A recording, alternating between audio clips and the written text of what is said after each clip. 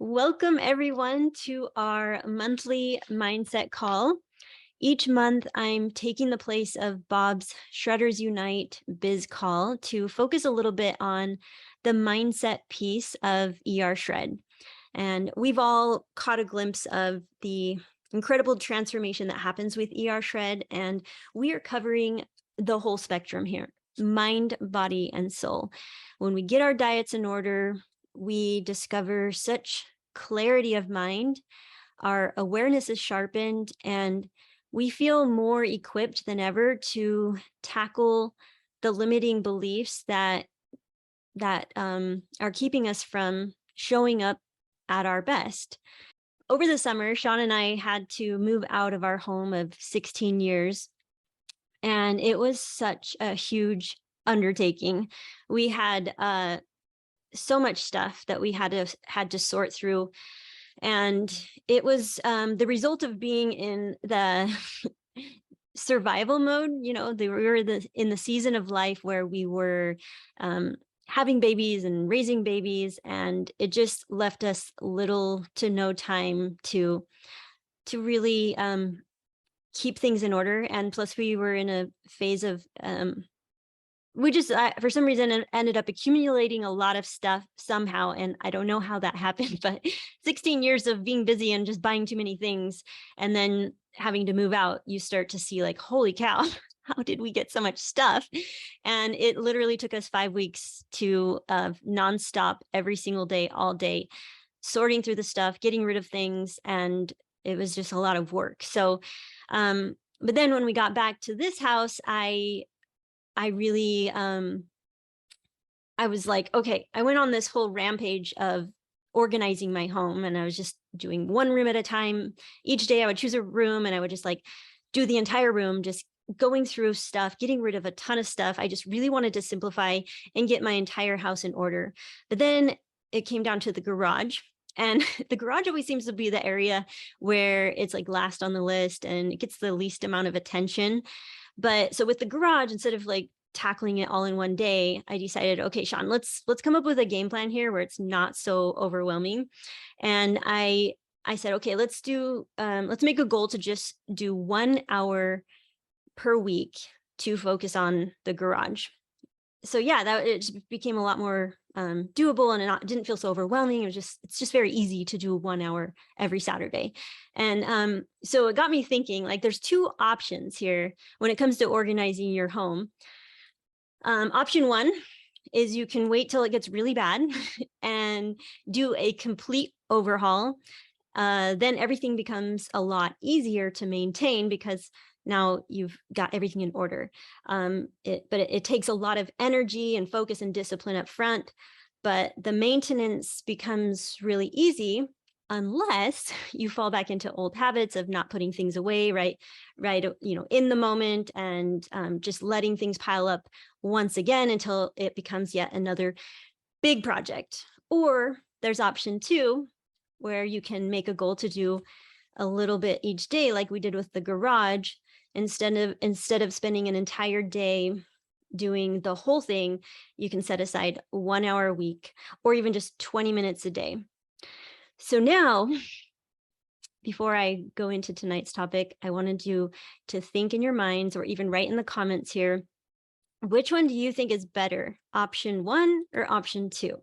The reason why I'm asking is because to demonstrate how we can easily get sucked into the black and white thinking that one is better than the other. But what if they were both good? What if, like, both options are great when you think about it, right? Neither one has to be better than the other.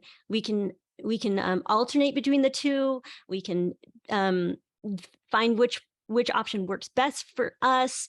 But it's just very common for us to think that there's always a right or a wrong way to do things, or it's one way versus another way. One is better than the other. Tonight, we're going to be talking about the all or nothing mentality. The all or nothing mentality is a cognitive distortion that results in depression, anxiety, procrastination, binging, and completely sabotaging our results. or any progress that we have made. It's a black and white way of thinking. It's good or it's bad, it's success or a complete failure. We use the words like always and never, causes you to perceive reality in extremes, and known as the perfectionist syndrome. So one of our fellow shredders, Elizabeth Weaver, pointed out the other day when I posted in the Facebook group about, the all or nothing mentality, I wanted to know who struggles with this. She talked about how we use when describing our diets or goals, we often say things like, "Oh, I fell off the wagon," or "got to get back on the wagon." And she pointed out that there's really no way of describing the in between. So thank you, Elizabeth. That is such a good point. And why don't we have a way of describing the in between? Like, say something like, I'm just walking alongside the wagon, or it would be great if we could use that analogy and build upon it in a way that leaves space for in between. Anyone have ideas on how to use the wagon analogy and describe the in between? That would be awesome. So where does this mentality originate? Where does it stem from? I believe that it's simply the natural evolution of the human experience. When you think about babies, newborn babies, they can only see black and white until eventually they are able to develop the ability to see shades of gray, and then eventually color. And then historically speaking, we come from generations of black and white thinking. We got politics, we got religion. Those are two great examples of how this mentality has perpetuated over centuries. There's the Democrats and the Republicans, heaven or hell, good or evil, true or false, worthy or unworthy.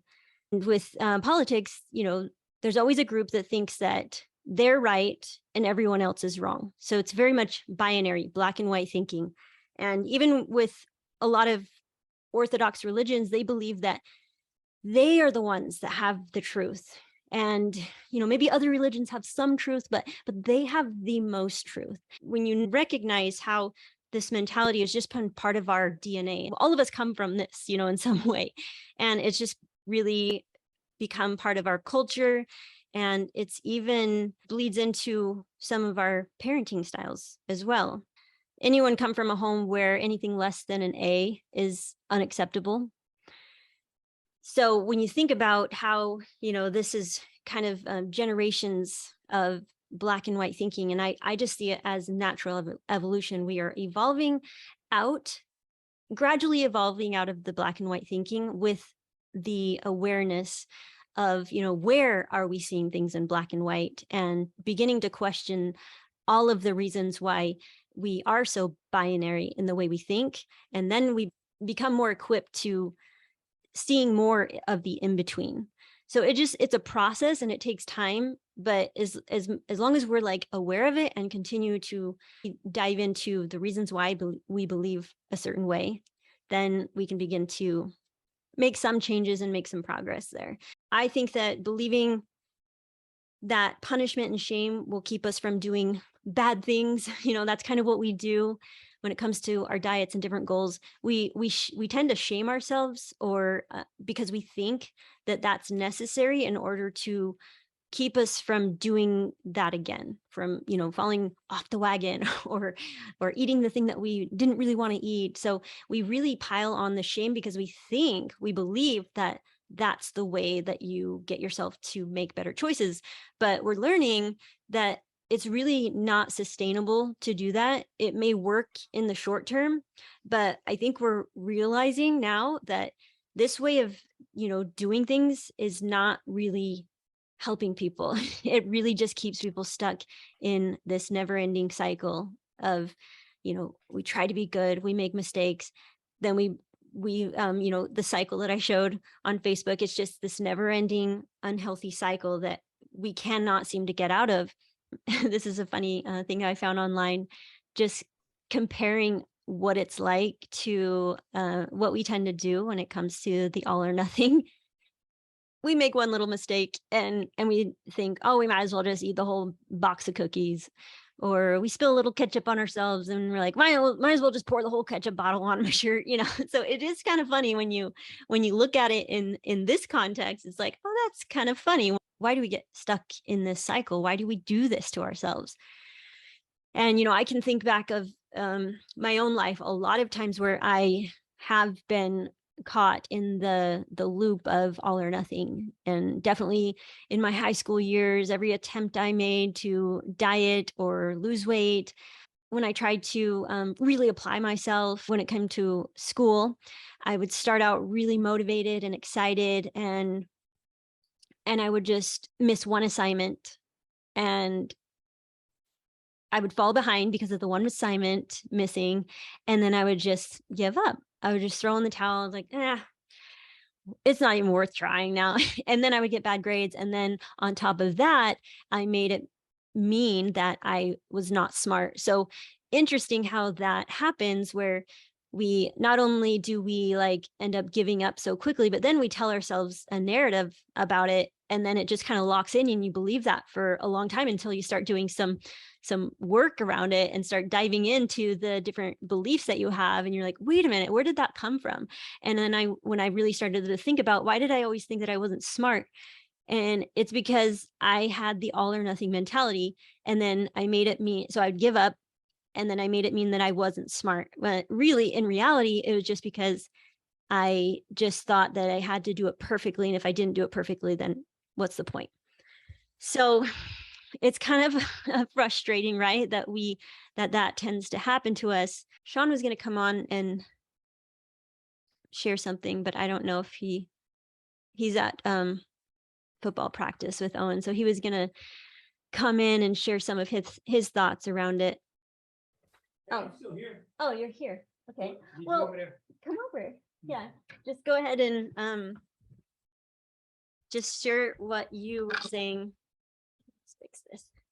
What you were saying yesterday when we were talking about this, and you were mentioning the marathon and to pace yourself.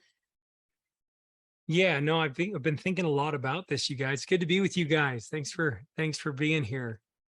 It's great to see all your beautiful faces. Those of you that are here. I see all the familiar faces. Well, I've thought a lot about this lately. Crystal and I have talked about this a lot, and it applies to both the wellness. It applies to your health journey. And how many times did I push and push and push and push and got myself to a place where I thought I would be happy and I thought I'd be satisfied and I thought I'd be fulfilled, only to find out that in order to maintain that level of what I thought was wellness, and really it wasn't, but in order to maintain that, it was an impossibility. And as you're saying, Crystal, like, it's crazy how little things derail us. So many times I love fitness and I love being well. And so many times I would get to a place where I was doing really what I thought was great. And I was working out every day and I had energy and, I was kind of like with it and proud of myself. And then almost every time something would happen where like an injury would kick in, and suddenly, an injury hits me and I lose all motivation. And I don't think I had the mental fortitude to really cope with that. I would just go really dark and negative and sad. I didn't have the ability to process or to compartmentalize or to even sit with things or be patient. And I'm learning this, and it's the same thing in the financial end, with your businesses. With your businesses, I'm either, all the time, balls to the wall, as they say. I don't even know what that means, but I don't it's a terrible image, but it's like, I'm all in. I'm all in. We talk about it. I'm all in. My ass is on the line. I'm putting it all on the line. Or are we just, haphazard? And it's an unfortunate thing what we do to ourselves. It's really unfortunate. And Crystal, it's such a cool thing to have her do this because she's a wannabe. So Crystal, she always wanted to be balanced, and she thought she could be perfect at being perfectly balanced. That was her goal in life, Yeah. was perfection around balance. But if you know anything about human beings, we are pure emotion. We're pure hormones. We're anything but balanced, most of us. And but her journey has been such that it's, she's chased that and she's chased that and she's chased that. And I think she's even learning, now in our 40s, she's learning to let things flow as they do, and not force things all the time.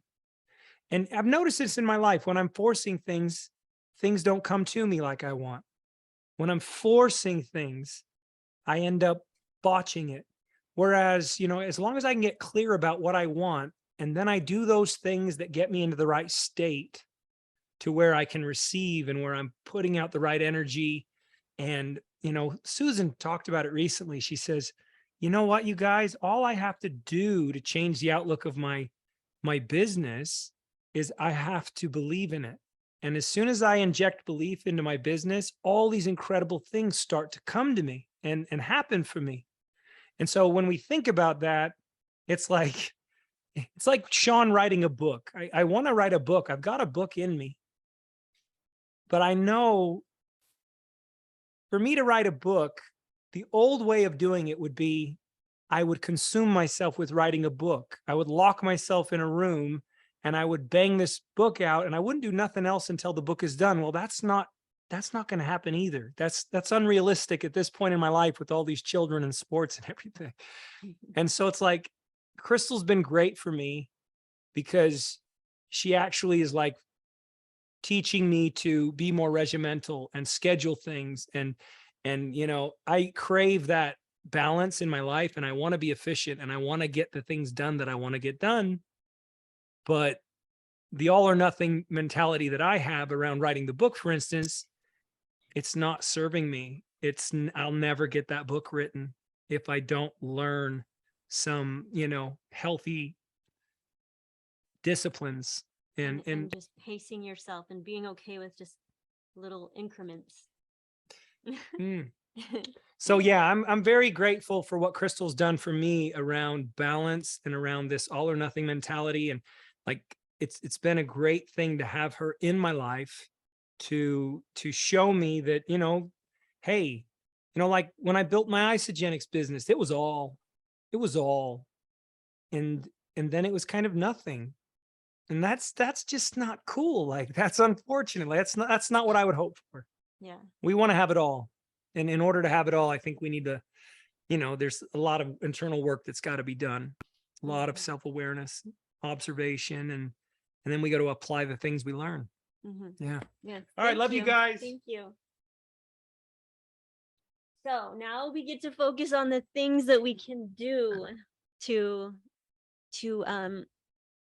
help, because now we know what the black and white, the all or nothing thinking is. We are very clear on ways that we can get caught in the web of this all or nothing cycle that never seems to actually help us improve.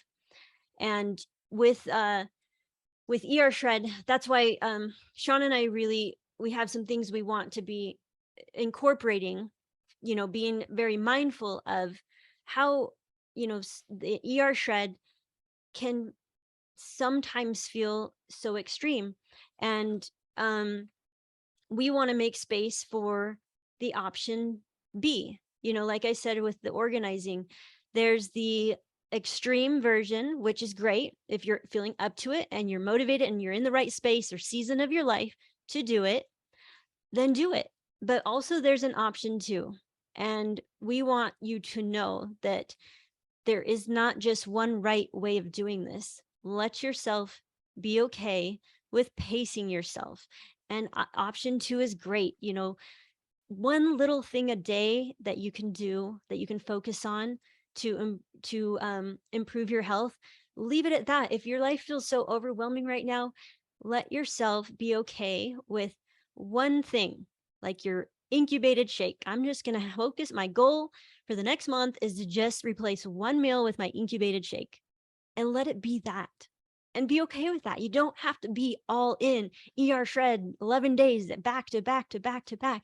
It's okay. That's one of the reasons why we wanted to do a mindset call on this, to make sure that you all know that no matter where you're at, it's okay to choose option B. And it's okay to find the in between. It's okay to focus on one new habit and just be kind to yourself. With the shred, also what I like to remind us all is that our goal is to focus on satiation and not deprivation. So if you feel like you are depriving yourself of a lot of things and this feels like deprivation, you're doing it wrong. Because this is about satiation. Put your energy and focus around the satiation, the awareness that this program sparks in you, and how you are learning to connect to your body. This is very much a journey. Like Sean said, we don't need to have this end goal in our minds at all times. Like, we can think about it once and then just focus on the journey, because the journey is actually the most enjoyable part if we can get there. So, some things that we can do is to turn guilt into pride. What did you do right? So, let's take it one day at a time. If you had your incubated shake, yay, let's focus on that and not start piling on the guilt and the shame around the 3 cookies that you ate or the glass of wine that you indulged in. You don't have to put shame on those things necessarily to achieve the results, or to achieve the goals that you're hoping for. It's not necessarily like you're giving yourself permission to indulge, but you just have not much energy around it. Like, yes, you had the 3 cookies. Let's move on. Let's focus on what you did right. And let's turn our mistakes into knowledge. What did you learn? Let that be the goal, because you can always learn something about yourself. What was it that you were thinking at the time, or what was it that you were feeling at the time when you really had the urge to eat those 3 cookies or have a second glass of wine? What was it that you were feeling, and what was it that you were thinking? Were you ruminating over a stressful conversation that you had earlier in the day with one of your children or one of your parents? Are you stressed about something in your life? Are you feeling anxious about something? Are you a little bit depressed? And just acknowledging what you are feeling and thinking during those times where you feel like those urges are just so powerful. Just learn from it and start to question the thoughts and the beliefs that you're having. And that's, this is a very tedious process, but just let it be very incremental. We're not going to be like one extreme to another. We're making incremental steps. We're making progress, little tiny steps every day. So it's about I believe that, starting with the simple habits versus the complete overhauls can be the best place to start, because, like I said, option A or option B, they're both great. But if you don't have the healthy habits in place, then you're just going to be doing these 11-day shreds and then binging, then 11-day shred and then binging. So if you find yourself on that cycle, let's stop doing the 11 days for temporarily, and let's start focusing on small, simple habits that we can incorporate into our daily lives, like replacing 1 to 2 meals a day, or going without your whatever it is that is like your daily thing that you have. Just choose that. Like, maybe I can just go without that. You don't have to cut out all of the culprits or all of the carbs or all of the junk food,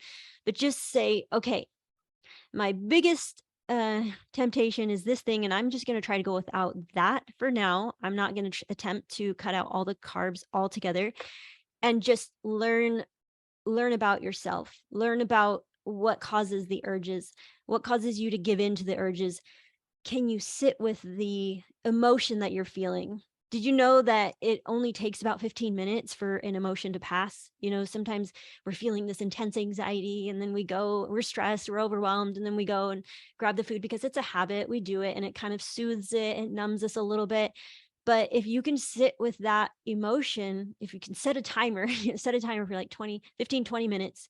See if you can just sit with that and feel the emotion and figure out what those thoughts and beliefs that you have that are fueling the emotion, because our emotions mostly come from our thoughts and our feelings. Sometimes it's biology, sometimes we might have a legit chemical imbalance. So our emotions, for the most part, come from our thoughts and our beliefs. So if we can get to the point where we're able to question whatever it is that we're thinking at the time, or just even recognize what we are thinking. Sometimes we have an emotion, we don't even know what the thoughts we had that fueled that emotion. We don't even know. So if we can learn to identify the emotion, feel it full on, feel the emotion. Can you sit with anxiety? Can you sit there and just feel that intense, like, knot in your stomach, or even, like, can you go for a walk and try to burn off some of that anxiousness that you have? Can you drink a glass of water? Can you go take a nap if you're depressed and you're feeling like your body is just really run down? Can you go do something else that and just set a timer for 15 or 20 minutes and see if you can do that first? You'll be surprised to notice how these emotions do start to pass, and then you're like, oh, I'm not actually feeling this intense urge like I was 15, 20 minutes ago, and I think I can go without that cookie. So yeah, it's just about focusing first on the simple habits. If these intense overhauls are causing unhealthy patterns for you, or triggering the all or nothing mentality, and just notice that about yourself. And if this is not good timing, for if you feel like you need to start smaller, then start smaller and know that you are still a success. It's okay. You can do that. And then, like I said, challenging your black and white thinking, questioning your beliefs can be so incredibly powerful. And sometimes we don't even realize that we have a certain belief. It could be something so little. Like, I was telling Mimi today, we were having a little chat, and I was telling her how I noticed this funny belief that I have, that I didn't really take time to think about it. It's just something that I do, or that I think. I thought it was just true no matter what. And so I feel like I make it a huge priority to kiss all my kids goodnight, or say I love them, and just, tuck them in or something. But sometimes, I'll be like in my room doing something, and then I'm getting ready for bed or whatever. And then I go, and like one or two are already fallen asleep. And then I notice that I feel really guilty that I didn't get to kiss them goodnight, or wondering like, oh, is she sad that I didn't come? Was she sitting there waiting for me? And it's just funny how something so little caused me a lot of guilt. And then when I had to look at that and question that, like, oh, wait, is she okay? Like, one night without me kissing her goodnight? And is that's just some strong belief that I have, that if I don't kiss them goodnight, like, maybe they're not going to know that I love them, or all these funny things that when you start to analyze even just the little tiny beliefs that you have that are causing you some shame or guilt or regret, then you start to find freedom within the unpacking of it all, and just trying to get to the bottom of why do I think that this is so absolutely essential, to the point where I'm going to feel bad about myself if I don't do it. So getting to the bottom of it is really, really essential. I love this quote that Esther Hicks says often: a belief is only a thought that we keep on thinking. And that realization made me realize that I have the choice to believe whatever it is that I want to believe. And if I want to instill new beliefs or reinforce a belief that I'm trying to really believe strongly, is I just have to think about it every single day as if I'm going to the gym and trying to, exercise my muscles. You do something consistently if you're trying to, grow your muscles.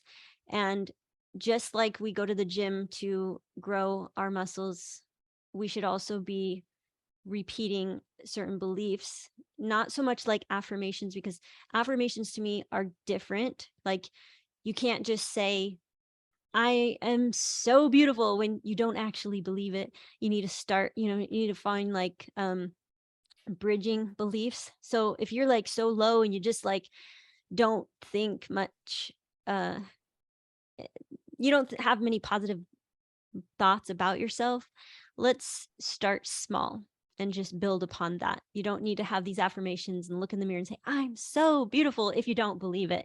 But if you say, I have a body, my body works, I'm healthy, things like that, that you can believe, and try to build upon those. And then you practice them just like you would if you're trying to learn the piano and you're trying to get better at something and you want it to become natural. You want to be able to play the piano with your eyes closed. Like, that's how it is when it comes to creating new beliefs. Just repeat it over and over and over, and then add to it, add to it, add to it, and try to get it higher and higher and higher, to a point where you just want to continue to improve. That's really what it's all about. You don't need to go from one extreme to another, just little bits of improvement. It's about identifying the facts and the beliefs. Sometimes we actually think something is so true that it's actually a fact. But when you look at it, you're like, oh, that's actually not a fact, because the fact is something that everyone can agree on. So if everyone can agree on your belief, just recognize that it's not a fact. It's a choice. Like, you're choosing to believe that. If everyone can agree that the grass is green, then you can feel like, okay, it's safe to say that the grass is green. That's a fact, not a belief. But if you have a belief and it's so ingrained in you, and you think it's so absolutely true and it's actually a fact, but there's people out there that don't agree with you, that will just give you the awareness that, oh, maybe I need to question this. Is this a belief that I want to hold on to? Are there other ways of looking at this? Have I outgrown this belief? That's a good one, because sometimes we have these beliefs that we're on autopilot, and we don't realize that, wait a minute, that belief was serving me 20 years ago, but it's not serving me anymore. So I need to work on changing it.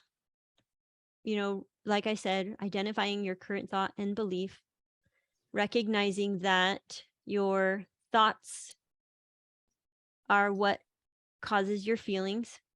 The way you feel, stimulates an action usually, or inaction. And then it's something that you can see how your thoughts and beliefs are actually creating your reality, because you act in the way that you feel. So, Janelle, I'm going to go ahead and ask you to come on now. Thank you for being willing to do this. Can you guys still? Oh, I need to click stop sharing my screen. There we go. I did it, guys. Okay, Janelle, thank you so much. So let's go ahead and talk a little bit about what you were telling me as far as your all or nothing thinking when it comes to the ER shred and building your business. So we can just start with wherever you want to start and see how far we can get. Okay. Yeah, for me, the all or nothing mentality has totally been a block for me around sharing the ER shred and feeling like a true shredder. Because when I first came into the group, I did 2 shreds. It was amazing. I did it all perfectly. I had great results. And then, life happens. I've moved across the country, different things. And I still mostly live the lifestyle, but I've just felt like I have to do a shred again perfectly, mostly because I feel like if I'm going to share it with somebody, I have to be practicing what I preach. That's the big thing. It's more about authenticity for me. Like, how can I tell somebody to do these cleanses and eat all steak if I had a burger last night with a bun on it? So it's been a challenge for me to get out there and talk to people, because I feel like fraud. I feel like I'm not authentic. So that's kind of where I'm at. Yeah. It's funny, right? How I have talked to quite a few people who are also in the same boat where they feel like they need to be the poster child of ER shred, which is, and Walking I billboard. exactly. And I've even experienced this as well, especially after having babies and still, I was nursing and it took me like a good year to lose some of the baby weight. And I also felt like I can't be sharing about weight loss when I have this belly, and thinking that people are looking at me like she needs to lose some weight. And so it's funny when we project what we're thinking internally, we project that and think that others are also thinking the same thing. So that's one thing to identify is, isn't it interesting that you think that what other people are thinking about you? Right. And like maybe question that for a minute and think, what if they actually look at me and think like, wow, Janelle's just glowing, wow, she's just so vibrant, whoa, she seems to have a lot of energy, she seems really happy. Like those are the types of things that they could possibly be thinking. But instead your brain wants to tell you, they're probably just like picking you apart right now and expecting that you are supposed to be perfect if you're going to be sharing anything of use. That's how I felt also as a life coach. I'm thinking, okay, if I'm going to be a life coach, I have to be like so emotionally mature where I never react in ways that I regret later. And so I found myself just putting it off, like, oh, well, once I figure out how to not react to my emotions, then I will be successful. Then I'm qualified to be a life coach. But I had to really do some work on my own brain and my own beliefs around that and realize that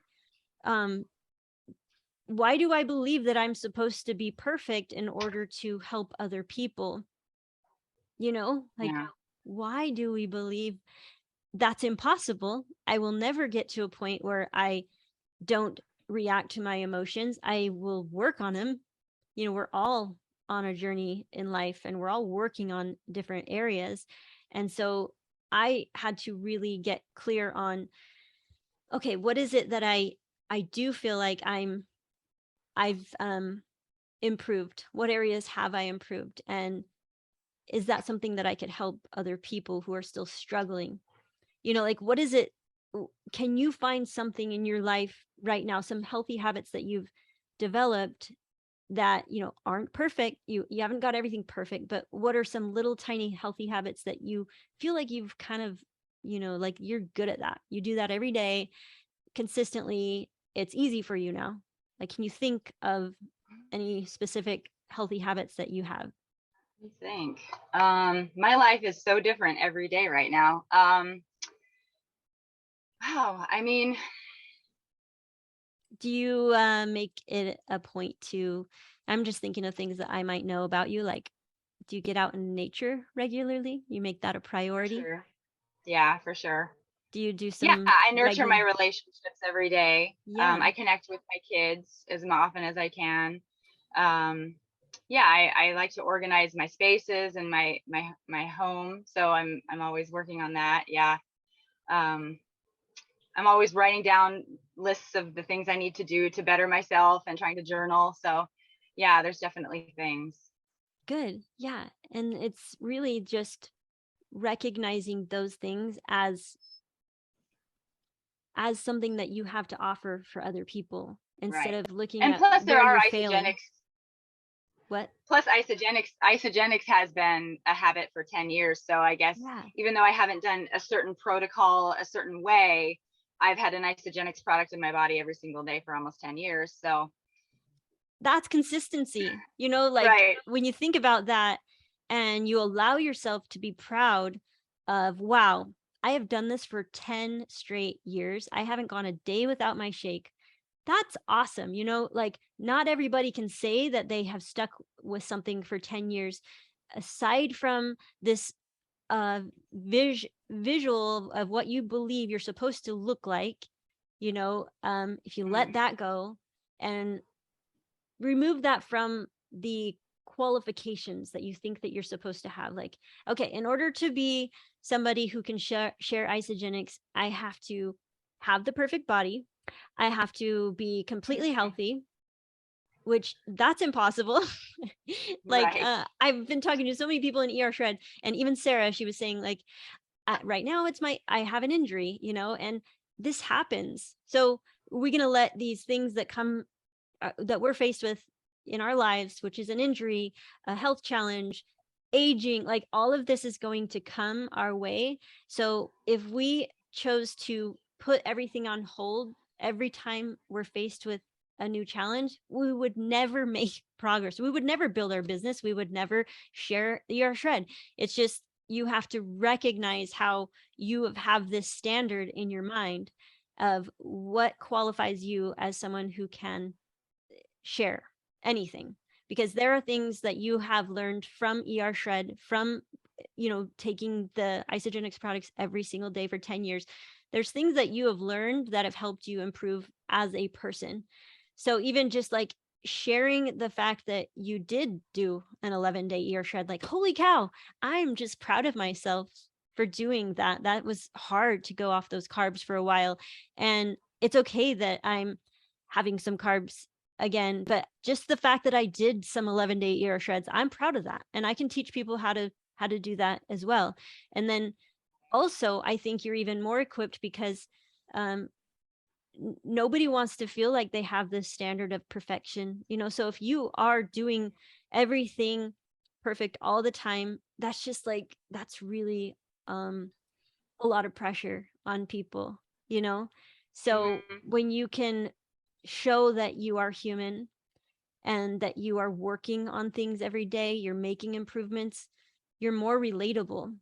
So Right. when we go back to the beliefs, really start to take some time to identify the parts of how you've grown and improved as a person over the last 10 years, and see those as gifts, as things that you can offer to other people, some things that you've learned by being consistent with the products for 10 years, by even doing the ER Shreds when you did them perfectly. It's like, that was cool. It's almost like running a marathon. You can even look at it, it's like, you don't have to be running a marathon every single month for Right. you to be proud of yourself. You can be like, wow, I ran a marathon one time. That's what I always do. I'm like, I ran a marathon one time and I'm still proud of it. That was 20 years ago and I'm still proud that I did that one time. So it's like, even just looking at it like that, like, I'm so proud of myself for doing an ER Shred or 2 or 3. I did that. That was so cool. I'm going to help people do that. If they're in the space in their life where they want to do something really extreme, they want to do option A, I'm going to help them. I'm going to teach them how I did it when I did it. But if they want to do option B, I'm going to teach them how I'm kind of trying to have more of a balance and just focus on little healthy habits every day. So it's just really shifting your mentality and making it a daily practice too. Like that quote that I shared, a belief is just something that you keep on thinking. So if you take that time every single day to remind yourself of all these things, of how you are qualified and very much relatable, and all the things that you've learned from the different ways that you've tried things, like what did you learn from doing the extreme option A? And what are you learning now as you try to attempt more of a gradual, balanced, steady, slower pace? What are you learning with the option B? How can you help people develop one new healthy habit every single day? And, Right. it could be just that, where you don't necessarily have to promote the ER Shred. You could promote what you're doing right now. What is it that you're doing? You're having an incubated shake every day.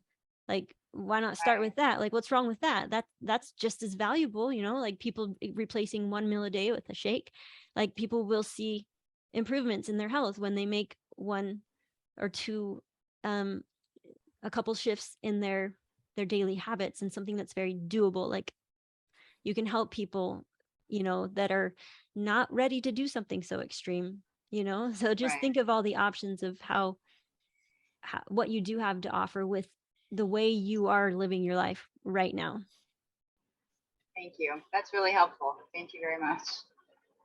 Well, you're welcome. And thank you so much for opening up about that, because I really know, as I've been talking to different members of our community, I know that that is very common.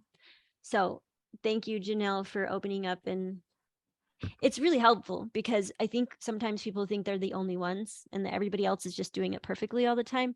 And they're the only Right. ones that seem to be failing, but we're not failing, right? We're just on a journey. Let's try to do this again for the next mindset call. I would love to be coaching people to, for the second half of our call, so that we can dive into specific areas of people's lives that I know are very relatable for many members of our community. So let's do this again. And thank you guys so much for being here. This is a lot of fun. And I just want to remind you to just be happy with wherever you are on this journey. We are not expecting perfection, and we don't want to give people that impression that this is what ER Shred is about, because it's really not. And we want to make sure that everybody knows that.